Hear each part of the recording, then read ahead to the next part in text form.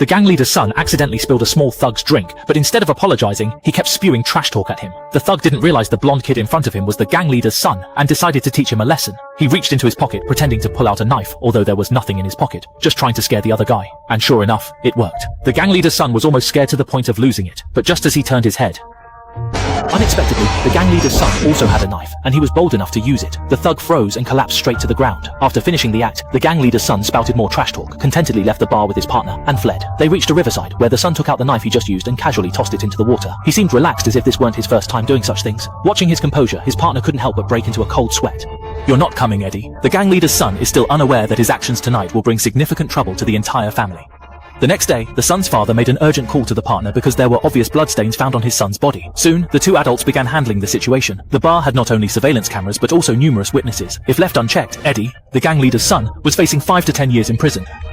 But the kids still acted as if nothing had happened. Harry, the gang family's manager, handled all the tricky situations that couldn't be solved openly. First, he asked Eddie where the weapon he used was. Surprisingly, Eddie had been clever enough to throw the knife into the deep muddy river, and also knew to control the force. It turned out the stabbed thug wasn't in life-threatening danger. Harry's next step was to deal with the bar's surveillance footage and silence the thug. Before addressing these matters, he took Eddie's clothes away, to avoid leaving any evidence for the police. Then he drove to the bar Eddie had mentioned, as he specialized in resolving such messes. He brought minimal manpower to the bar. Straight to the point, Harry explained the situation to the bar owner. His purpose today was to destroy the surveillance footage from last night. The bar owner, no stranger to shady dealings, immediately sensed that Harry wasn't someone to mess with. But destroying the footage wasn't agreeable to him, especially with his brothers around. They wouldn't back down easily.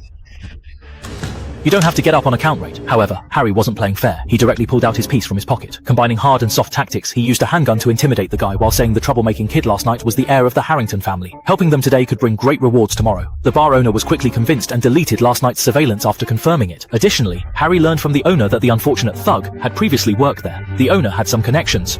No wonder the owner initially resisted in every way. Harry asked the owner to call the thug and find out his current whereabouts. After finishing up, Harry rushed to the hospital where, sure enough, he found the thug in person. The kid was still asleep and looked fine, with no major injuries. Harry approached him and woke him up, explaining his purpose, but his overwhelming presence scared the thug right away. Dealing with people like this was Harry's forte. He first sweet-talked the guy and then subtly explained the situation. If it escalated, the consequences could be severe. "We will never have this discussion about whether you start to understand." Harry straightforwardly pointed out that the injury wasn't severe, but being at odds with the Harrington family might cost him his life, which clearly wasn't worth it. With some persuasion, Harry managed to gain the thug's agreement. Not only that, but Harry also prepped him with a fabricated statement. If questioned by the police, he would claim it was too dark to see the assailant's face. After some back and forth, Harry successfully wrapped up the bloodshed incident, but to his surprise, this matter was far from over. It even placed the entire family in a precarious situation. The boy accompanying Eddie was Tommy, the son of another gang family. The strange thing was that Tommy never returned home after leaving the